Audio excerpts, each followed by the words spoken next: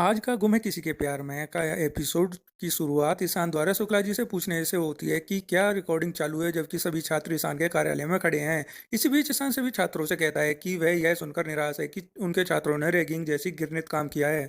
वह उनसे कहता है कि वह अपना निर्णय लेने से पहले उन्हें सच बोलने का अवसर दे रहा है और उन्हें झूठ न बोलने की चेतावनी देता है। बाद में ईशान सावी से उनके साथ क्या हुआ उसके बारे में विवरण देने के लिए कहता है। सावी उसे शुरू से अंत तक कुछ बताती है और यह भी बताती है कि आयुष ने उनका यौन उत्पीड़न करने की कोशिश की है।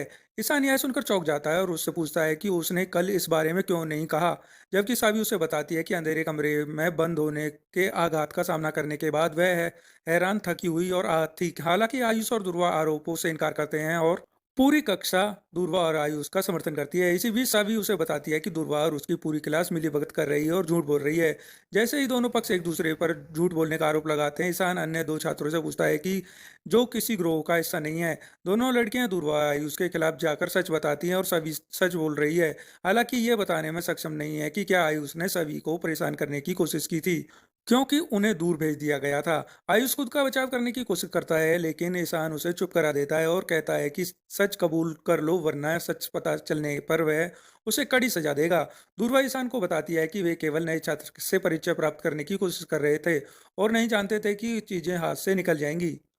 आयुष ईशान से यह भी कहता है कि उसने सावी के साथ केवल एक छोटा सा मजाक किया था और वह उससे बदला लेने के लिए उस पर उत्पीड़न का आरोप लगा रही है। दुर्वा भी आयुष का पक्ष लेते हुए ईशान की को बताती है कि सावी झूठ बोल रही है।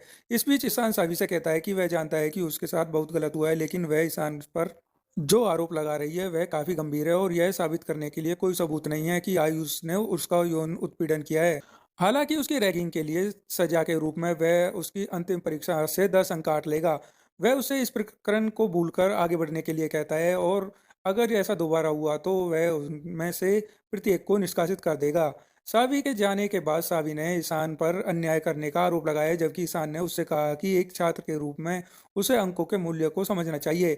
इस बीच सावी ने उसे बताया कि अमीर पृष्ठभूमि वाले छात्रों के लिए कम अंक कोई मायने नहीं रखेंगे और वह यौन उत्पीड़न के मामले को छोड़ नहीं सकती, जो एक अपराध है। ईशान सभी से कहता है कि उसके आरोपों का कोई सबूत नहीं है और ठोस सबूत के बिना उसके हाथ बंधे हुए हैं। सावी उससे कहती है कि वह समझती है कि वह उसके लिए कुछ नहीं करना चाहता, क्योंकि वह उसे प्रवेश देने के पक्ष में नहीं था। हालांकि ईशान उसे कहता है कि वह उसके लिए कुछ नहीं करेगा, लेकिन वह इस मामले को जाने नहीं देगा, क्योंकि उसका कॉलेज इस तरह के आपराधिक व्यवहार को निंदा करता है। इस बीच सावी उससे कहती है कि वह उसकी जगह दुर्वा के बारे में सोचे और फिर तय करे कि उसने क्या किया होगा। वहीं बाद में आयुष, दुर्वा अ, और अन्य छात्र सावी को घेर लेते हैं और उसका कुछ नहीं कर पाने के लिए उसका मजाक उड़ाते हैं। हालांकि सावी उसे बताती है कि उनके केवल अस्थायी राहत दी गई है, क्योंकि ईशान के मामले की जांच करने का वादा किया था और अगर वह कुछ नहीं करेगा तो वह करेगी। दूसरी ओर ड्राइवर के उपलब्ध न होने के कारण अस्मिता और शिखा कार को मंदिर ले गई है। इस बीच सावी को घर बंद मिला और आयुष ने उसका फोन वापस नहीं किया।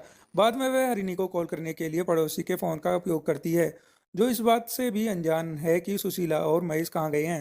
हरिणी की आवाज से चिंता सुनकर सावी उससे कहती है कि वह चिंता न करे, क्योंकि वह किसी तरह सब संभाल लेगी और बाद में किसी और के फोन से उसे अपडेट करती रहेगी।